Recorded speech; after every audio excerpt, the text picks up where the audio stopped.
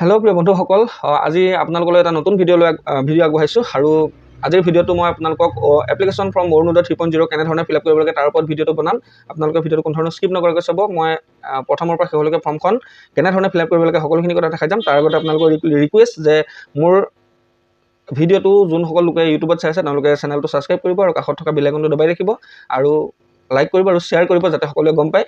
আৰু যোনসকল লোকে ফেচবুক পেজত চাই আছে মোৰ পেজটো ফ'ল' কৰি ৰাখিব যাতে এনেকুৱা ধৰণৰ ভিডিঅ' আপোনালোকে খুব সোনকালে পায় আৰু ভিডিঅ'টো লাইক কৰিব আৰু ভিডিঅ'টো শ্বেয়াৰ কৰিব। তো প্ৰিয় বন্ধুসকল, আজি মই ভিডিঅ'টো এইকাৰণে আপোনালোকক আগবঢ়াই দিছোঁ যে মোক বহুতে ফোন কৰি সুধিছিলে যে অৰুণোদয় 3 ফৰ্মখন কেনেধৰণে ফিল আপ কৰিম।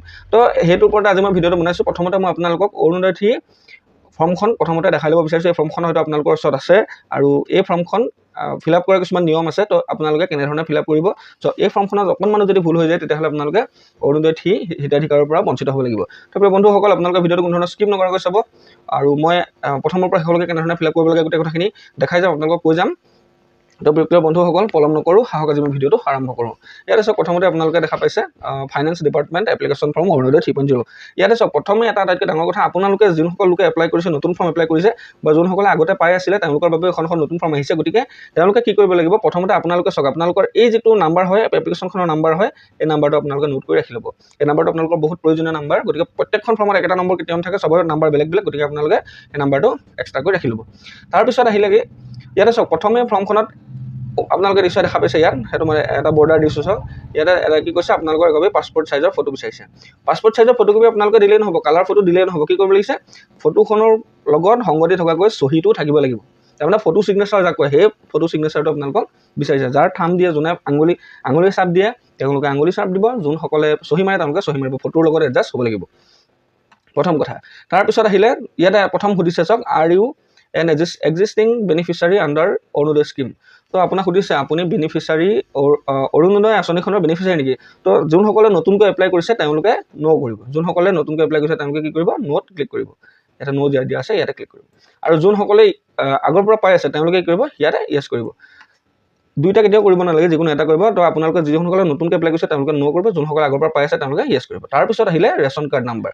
তো ৰেচন কাৰ্ড নাম্বাৰটোৰ কথা তেনেকুৱা, আপোনালোকে ৰেচন কাৰ্ডটো চাব আৰু ৰেচন কাৰ্ডত আপোনালোকৰ নাম ভুল হৈছে নে চাব, আধাৰ কাৰ্ডৰ লগত ৰেচন কাৰ্ডটো মিলি আছে নে এইটো চাই ল'ব। আৰু তাৰপিছত ৰেচন কাৰ্ডৰ যোনটো নাম্বাৰ হয়, 12টা সংখ্যাৰ যিটো নাম্বাৰ 181000 এনেধৰণে ষ্টাৰ্ট হয় যিটো নাম্বাৰ হয়, সেই নাম্বাৰটো আপোনালোকে ইয়াত ফিল কৰিব লাগিব। তো আপোনালোকে সেই নাম্বাৰটো এই ঘৰকেইটাত ইয়াতে ফিল কৰি ল'ব। তাৰপিছত আহিলে আপোনাৰ ডিষ্ট্ৰিক্ট। তো আপোনাৰ নিজৰ ডিষ্ট্ৰিক্টটো ইয়াতে ফিল আপ কৰিব। আৰু মই এটা কথা কৈছোঁ, যেতিয়াৰ পৰা আপোনালোকে আখৰ ষ্টাৰ্ট কৰিব তাত আপোনালোকে কেতিয়াও নাপাহৰিব, তাত আপোনালোকে কেপিটেল লেটাৰত, ফৰ্মখন যিহেতু ইংলিছত আছে ইংলিছতে ফিল আপ কৰিব লাগিব আৰু আপোনালোকে কেপিটেল লেটাৰত আখৰখিনি লিখিব। ইয়াতে কোনো সৰু ফলা নিলিখিব, বৰফলা আখৰত লিখিব। তাৰমানে এপ্লিকেশ্যন ফৰ্ম সদায় ব্লক লেটাৰত কৰিব লাগে।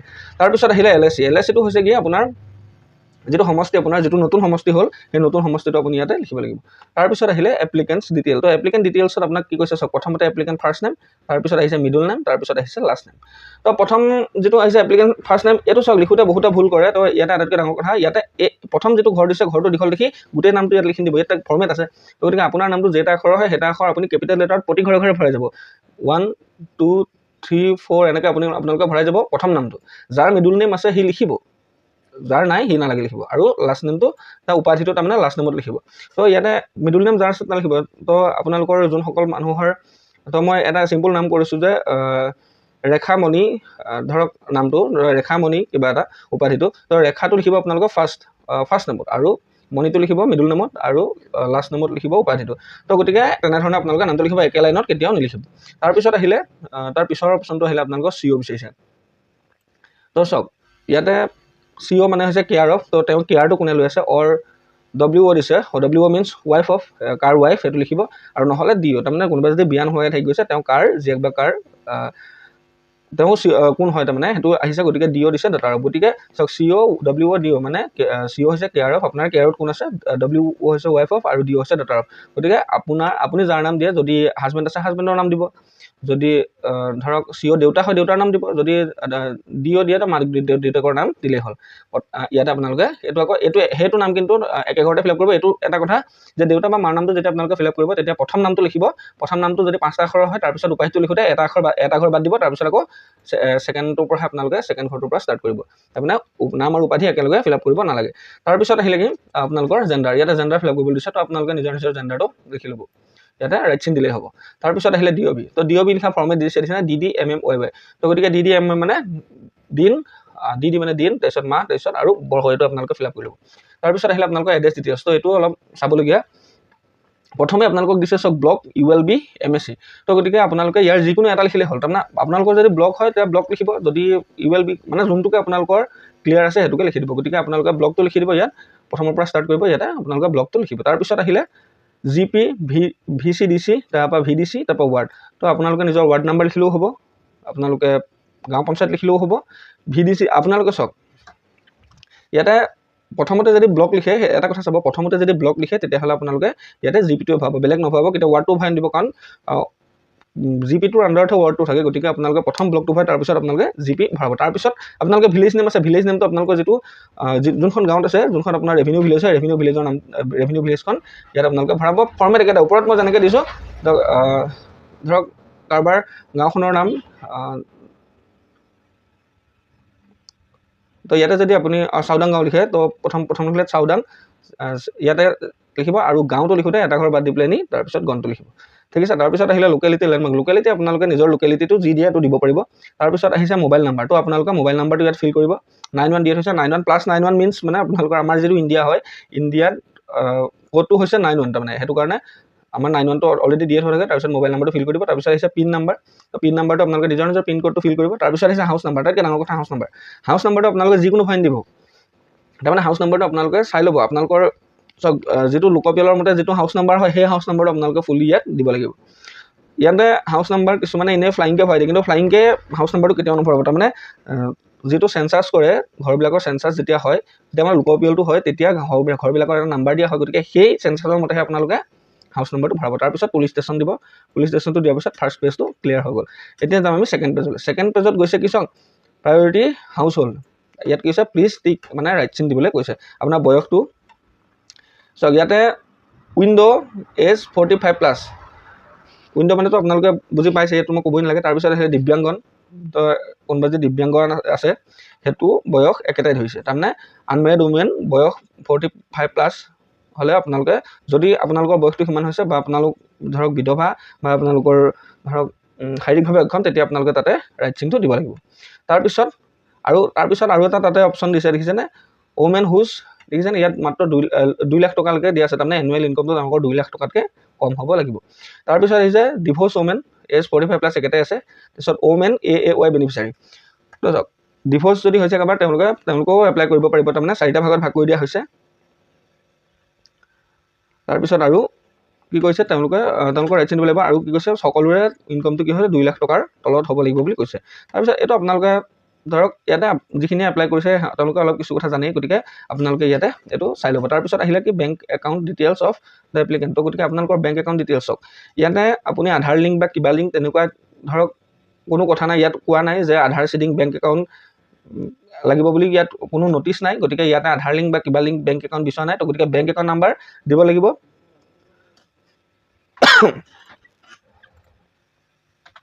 বেংক একাউণ্ট নাম্বাৰ দিব লাগিব, আৰু লগতে কি দিব লাগিব, আপোনালোকে বেংক নেম ভৰাব লাগিব, তাৰপিছত ব্ৰাঞ্চ নেম ভৰাব লাগিব, আৰু IFSC কোড। গতিকে আপোনাৰ IFSC থকা আৰু যোনটো ব্ৰাঞ্চৰ বেংক একাউণ্ট আপুনি জমা দিয়ে সেইটো আপুনি দিব লাগিব। আৰু বেংক পাছবুক ফোনপে এটেচটেড চাওক, আপুনি ফৰ্মখনৰ লগত কি কৰিব লাগিব, বেংকৰ ফাৰ্ষ্ট পেজটো আপুনি ইয়াতে এটেচ কৰি দিব লাগিব। আৰু গতিকে আপুনি সেই কৰিবলৈ কি কৰিব লাগিব, ইয়াত যিটো য়েছ অপশ্যন আছে ইয়াতে টিক মাৰ্ক দিব লাগিব। তাৰপিছত আছে কনষ্টেণ্ট এণ্ড চেল্ফ ডিক্লাৰেশ্যন, তো ইয়াতে চাওক কেইটামান আপোনাৰ তাৰমানে ডিক্লাৰেশ্যন দিছে, আৰু ইয়াত কৈছে ধৰক কনষ্টেণ্ট ফৰ আধাৰ। তো চাওক ইয়াতে এটা কথা কৈছে কি, প্ৰথমতে এইখিনি দিছে, এইখিনি আপোনালোকে চাই ল'ব, মই ইমানকৈ কৈ নাযাওঁ। তাৰপিছত আপোনাৰ মাৰ আধাৰ নাম্বাৰ ইজ, আপোনালোকৰ যিটো 12টা সংখ্যাৰ আধাৰ নাম্বাৰ, সেই আধাৰ নাম্বাৰটো ইয়াত ফিল কৰিব দিছে, সেইটো আধাৰ নাম্বাৰ ফিল কৰিব। 2 নম্বৰ কনষ্টেণ্টটো দিছে consent for the EPIC and ration card, EPIC card মানে হৈছে ভোটাৰ কাৰ্ড। গতিকে আপোনালোকে সেইটো ভুল কৰিব, ইপিক নাম্বাৰটো আকৌ কি নাম্বাৰ, তো ইপিক নাম্বাৰটো হৈছে মাই ইপিক নাম্বাৰ ইজ আপোনাৰ যিটো ভোটাৰ কাৰ্ড নাম্বাৰ, এনেকৈ CKM বা MN কিবা কিবি থাকে, সেই যিটো ভোটাৰ কাৰ্ডৰ নাম্বাৰ, সেই ভোটাৰ কাৰ্ডৰ নাম্বাৰটো হৈছে আপোনাৰ ইপিক নাম্বাৰ। তো গতিকে আপোনালোকে ইপিক নাম্বাৰটো ইয়াতে ফিল কৰি দিব। তাৰপিছত 6 নম্বৰ দিছে চেল্ফ ডিক্লাৰেশ্যন চাইন্ড, আপুনি এইটো কেতিয়াও নকৰিব, যদিহে কৰে তেতিয়াহ'লে আপুনি তেওঁলোকে দিয়া যিখিনি চুক্তি সেইখিনি নাই মনা বুলি ভাবি ল'ব। সেইকাৰণে গতিকে আপুনি কি কৰিব লাগিব, চেল্ফ ডিক্লাৰেশ্যনটো ইয়েছেই দিব লাগিব। গতিকে আপুনি চেল্ফ ডিক্লাৰেশ্যন ইয়েছ দিলে, তাৰপিছত ইয়াত কি কৈছে, thumb and signature of the applicant, যিসকল লোকে ফিংগাৰপ্ৰিণ্ট দিয়ে তেওঁলোকে ফিংগাৰ দিব, যিসকল লোকে চহী মাৰে এই ওপৰৰ জেগাডোখৰত চহী মাৰিব লাগিব, তেওঁলোকে চহী মাৰিলে ছেকেণ্ড ফৰ্মখন আমাৰ কমপ্লিট। তাৰপিছত ইয়াত দিছেনে অল দ্য মেণ্ডেটৰী যোনবিলাক জেগাত এই যিটো টিক মাৰ্ক দেখিছেনে, এই যিটো টিক মাৰ্ক আছে, ষ্টাৰটো চিম্বল আছে, সেই ষ্টাৰ চিম্বল থকা প্ৰতিটো বস্তু ফিল আপ কৰাটো বাধ্যতামূলক। তাৰপিছত আহিলে 3 নম্বৰ যিটো পেজ, এইটো আৰু আপোনালোকে জানে, এইটো আৰু মই বিশেষ ক'বই নালাগে, অসমীয়াতে লিখি দিছে অৰুণোদয় 3.0 স্ব-ঘোষণা পত্ৰ।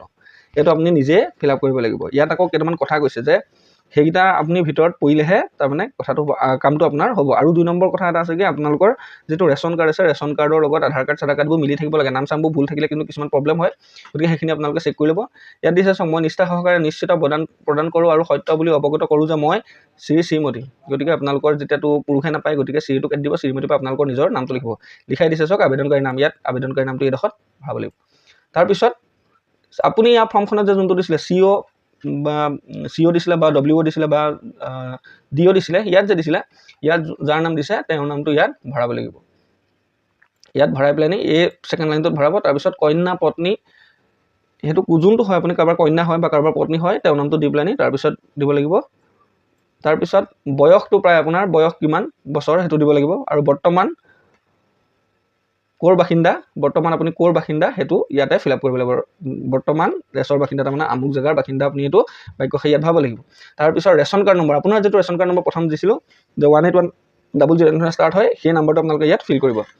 আৰু নাম্বাৰটো ফিল কৰাৰ পিছত দিছে যে ৰেচন কাৰ্ড নম্বৰৰ কথা, তলৰ কথাখিনি সত্য বুলি নিশ্চিত প্ৰদান কৰোঁ আৰু ঘোষণা কৰোঁ যে প্ৰথমটো দিছে মই এগৰাকী অসমৰ স্থায়ী বাসিন্দা, মই বৰ্তমান অসমত বসবাস কৰি আছোঁ, অসম চৰকাৰৰ অৰুণোদয় আঁচনিৰ অধীনত মই এগৰাকী যোগ্য হিতাধিকাৰী, অসম চৰকাৰে জাৰি কৰা অৰুণোদয় 3.0 আঁচনিৰ অন্তৰ্ভুক্তৰ বাবে সংশ্লিষ্ট নিৰ্দেশনাৱলী অধীনত মই ন্যূনতম এটা চৰ্ত পূৰণ কৰিব পাৰিছোঁ।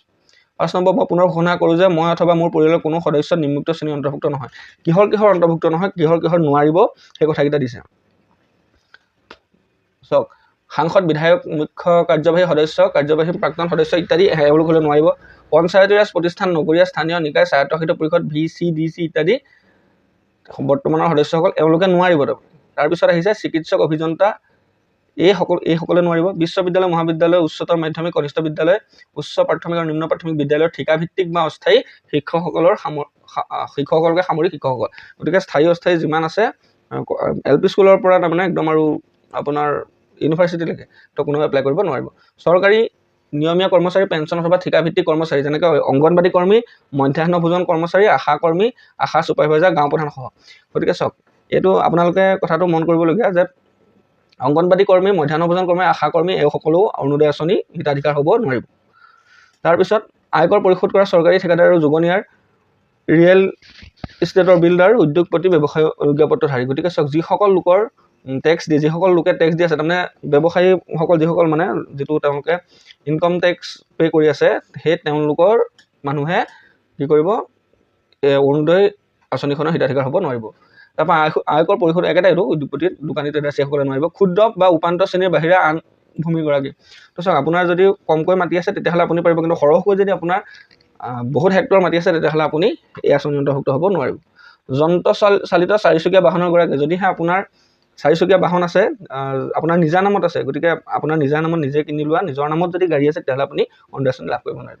অৰুণোদয় প্লাছ আঁচনিৰ অধীনত হিতাধিকাৰী আৰু অৰুণোদয়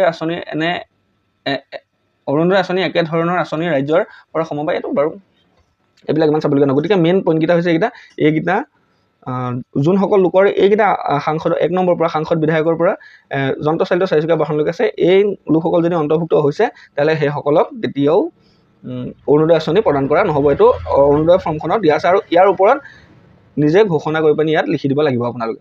তাৰপিছত আহিলে আপোনালোকৰ শেষলৈ ইয়াতে চাওক 8 নম্বৰত কথা হৈছে অৰুণোদয় যিকোনো নিৰ্দেশাৱলী মই ভংগ কৰা বুলি বিবেচিত হ'লে, এইটো চাওক, অৰুণোদয় যিকোনো নিৰ্দেশাৱলী মই ভংগ কৰা বুলি বিবেচিত হ'লে পৰৱৰ্তী সময়ত ৰাজ্য চৰকাৰৰ অৰ্থৰে ৰূপায়িত যিকোনো সামাজিক কল্যাণমূলক আঁচনিৰ বাবে মই অনুপযুক্ত হিচাপে বিবেচিত হ'ম। তো অৰুণোদয় আঁচনিখন এনেকুৱা এখন আঁচনি যে অৰুণোদয় আঁচনি যদি আপুনি ভুৱা নথিপত্ৰ দিয়ে তেতিয়াহ'লে পিছলৈ অসম চৰকাৰৰ যিমান আঁচনি ওলাব সেই আঁচনিসমূহৰ পৰা আপোনাৰ নামটো কাটি দিয়া হ'ব। গতিকে অৰুণোদয় আঁচনিখন লোৱাৰ আগত খুব ভালদৰে ডিক্লাৰেশ্যনখন পঢ়ি চাব, নহ'লেতো আপোনালোকে যদি ডিক্লাৰেশ্যনখন ভালদৰে পঢ়ি নহয়, যদি আপোনালোকৰ ভুল হৈ যায় তেতিয়াহ'লে আপোনালোকৰ বহুত ডাঙৰ কথা হ'ব।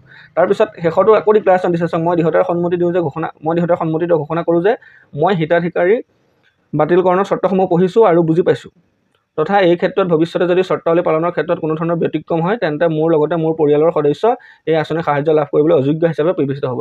যদি আপুনি যদি ওপৰৰ এইকেইটা যদি ফ'ল' নকৰে তেতিয়াহ'লে আপুনিতো হিতাধিকাৰীৰ পৰা কেঞ্চেল হ'বই, তাৰ লগতে আপোনালোকৰ পৰিয়ালৰ কোনো আৰু অৰুণোদয় আঁচনি লাইফত নাপাব। গতিকে অৰুণোদয় আঁচনিখন ইমানটা ক্ৰিটিকেলকৈ এবাৰ দিছে, এবাৰ বুলি নহয় আগৰ পৰা এইটোৱে, কিন্তু বহুত ভুল কৰি থাকে মানুহবিলাকে, আচলতে পঢ়ি নাচায়, গতিকে তাৰ তলত আকৌ আপুনি দিব লাগিব কি হিতাধিকাৰী নাম আপোনাৰ নাম লিখিব লাগিব আকৌ আপোনাৰ স্বাক্ষৰ দিব লাগিব তাৰমানে তাৰপিছত আপুনি কোন